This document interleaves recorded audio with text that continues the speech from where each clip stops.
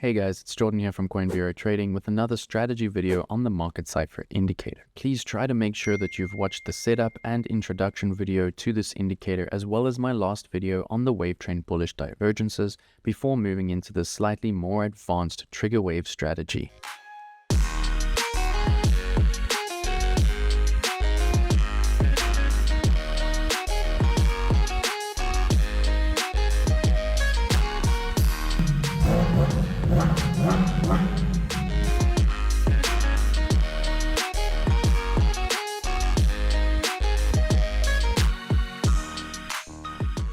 So what is a trigger wave on market Cipher? It is simply a green or red dot on our wave trend at a shark fin pattern around about the 45 level. This is a very powerful strategy that is often used by scalpers. To simplify things, we're zooming out here to the daily time frame so that everything is clearer. Whenever you're learning something new, please try to zoom out to the higher timeframes before you zoom in to the lower timeframes where there's more noise. This strategy can be used on lower timeframes, but it does require learning, understanding, and practice. One specific setting I would recommend on the market Cipher B for this is to make sure that your wave trend overbought level 2 is set at 45 and your wave trend oversold level 2 set at 45.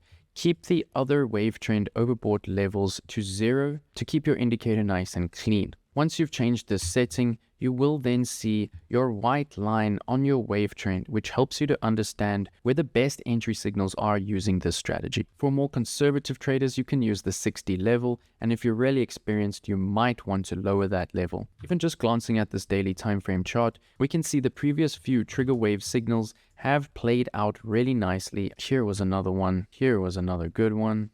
If you are trading along with us, please do take advantage of this awesome campaign that we have just for this community from TOOBIT, where you can actually get free capital for your account just by registering. You can also then double your bonus when you trade just $1,000 on futures.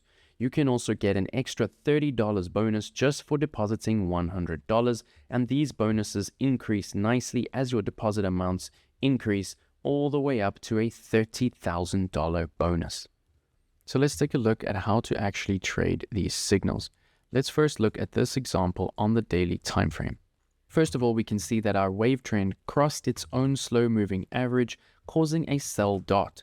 We can also see a nice shark fin pattern that you always want to look out for when trading trigger waves. Then we can see our second clear level of confluence on this strategy, which is our VWAP crossing to the downside. Make sure you've watched the intro video to understand all of these different parts of the indicator. We can also see that our money flow was pointing in a downwards direction. Those are our first 3 levels of confluence that tell us that this could be a really strong trade. Most of you will be getting to know that I always look for at least 5 levels of confluence when looking to enter into any direction. Just before this trigger wave printed, we do see a nice bearish engulfing candle, which is giving us another level of confluence. If we use our fixed range volume profile, one of my favorite indicators, we can also see that price was coming down from the value area high towards the POC, putting us in a position of power for that short trade direction. Once we had our 5 levels of confluence, we can actually go in and draw that trade. Remember to set your stop loss just above the previous swing high with a little bit of buffer, and then bring your ultimate take profit down to a 1-to-3 risk to reward. Remember, this won't always get hit, which is why you want to make sure you're taking the majority of your margin off the table at a 1-to-1 risk to reward ratio. This means that when price has reached a similar distance away from your entry as the distance to your stop loss is where you can take the majority of your margin, whether it be your initial margin or your current profits, off the table, and you can also place your stop loss at a break even, allowing you a risk-free trade. Here we can see in this example, you would have reached your first 1-to-1 risk to reward take profit and hit your stop loss at break even, giving you a profitable trade. If we quickly look at another example on this daily time frame, here we can see a trigger wave printed. We can see our VWAP cross to the upside. We can see that money flow was clearly pointing in an upwards direction at the time. So we find our other 2 levels of confluence using support and resistance, Fibonacci's, moving averages, etc., and we draw in our long position. We try to take our stop loss below the previous swing low with a little bit of buffer, and we take our take profit target up to at least a 1-to-3 risk to reward ratio. Here we can see that this trade actually went on to reach about a 1 to 5.5 risk to reward ratio, which also tells us that it might be a good idea if you see your final take profit get hit, just to leave a little bit in a really good trade to see how far it can run. And as I've said, remember to take your first profit somewhere around a 1-to-1 risk to reward ratio, put your stop loss to break even, and allow yourself a risk-free trade. This protects your win rate and helps you to compound your account, and of course gives you capital preservation. Once you understand this strategy and start to move around the charts, you will see that these beautiful trades pop off all over the place.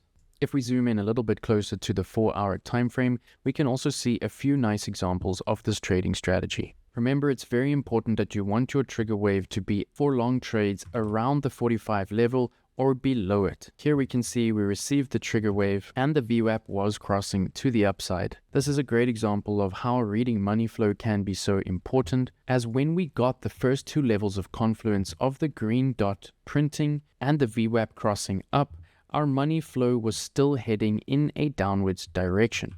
Once we started to see that money flow had turned around to an upwards sloping direction, that is when we could have got bullish to enter the trade. And if we draw it in here, we can see that this was a very nice trade that entered about a 1-to-7 risk to reward ratio, depending on how much drawdown you allowed for your trade. Please, as with anything new, make sure that you practice on demo first and backtest using paper trades. And of course, always use your own risk management. Also, try to stay on these larger time frames for a bit, even though you might get less signals, just to make sure that you are practiced enough before moving into the lower time frames with more noise.